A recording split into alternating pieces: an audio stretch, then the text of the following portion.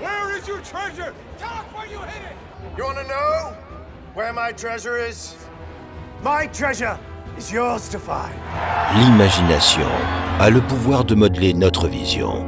Mais saurez-vous démêler les fausses vérités de la franche fiction?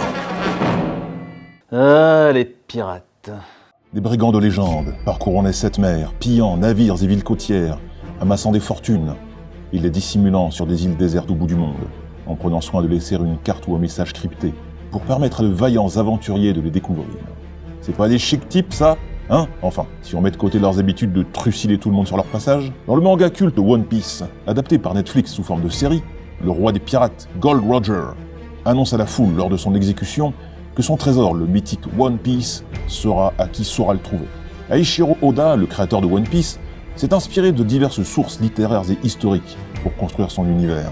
Le personnage de Gold Roger a ainsi bien des similitudes avec le capitaine Flint du roman L'île au trésor, écrit par Robert Louis Stevenson en 1883. Flint est connu pour avoir caché un trésor sur une île mystérieuse indiquée sur une carte. On peut aussi penser à l'album de Tintin, Le Trésor de Rackham le Rouge, dans lequel l'intrépide reporter part au bout du monde après avoir rassemblé 3 parchemins mystérieux donnant l'emplacement d'un fabuleux butin. Oui, parce que journaliste, c'est bien sympa comme boulot, mais ça paye pas tant que ça.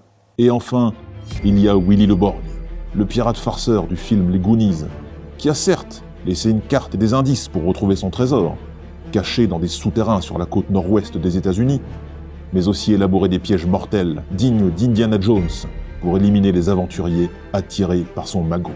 Mais le pirate auquel Gold Roger ressemble le plus n'est pas issu d'une œuvre de fiction.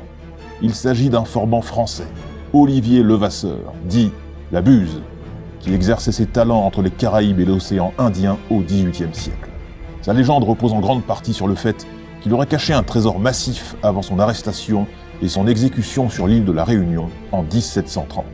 On dit que la Buse, sur l'échafaud, aurait lancé à la foule un cryptogramme, un message codé, en criant, selon les versions, « Mon trésor, à qui saura le prendre ?» ou « À qui saura comprendre ?» Ce cryptogramme sera resté non résolu pendant des siècles. Mais malgré de nombreuses recherches, fouilles et tentatives de déchiffrage du cryptogramme, l'or de la Buse n'a jamais été découvert. Et il est fort possible qu'il ne le soit jamais, rien ne venant prouver l'authenticité du document publié en 1934. D'autres pirates historiques sont supposés avoir caché des trésors en divers endroits, comme le forban écossais William Kidd, qui a opéré au XVIIe siècle, ou Edward Teach, plus connu sous le nom de Barbe Noire, l'un des pirates les plus redoutés du début du XVIIIe siècle. En 1996, des chercheurs ont retrouvé l'épave de son navire, le Queen Anne's Revenge.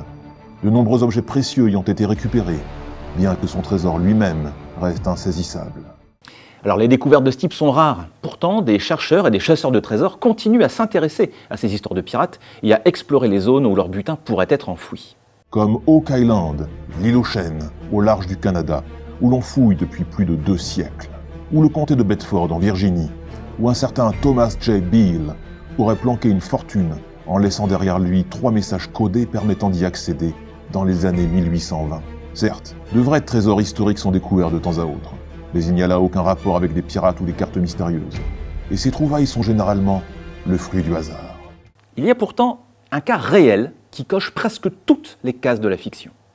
En 2010, le marchand d'art américain Forrest Fenn a annoncé qu'il avait caché un trésor d'une valeur d'environ 2 millions de dollars dans les montagnes rocheuses, et qu'il avait inclus des indices cryptiques dans son livre autobiographique The Thrill of the Chase, le frisson de la chasse, pour donner envie aux gens d'aller explorer la nature, selon lui.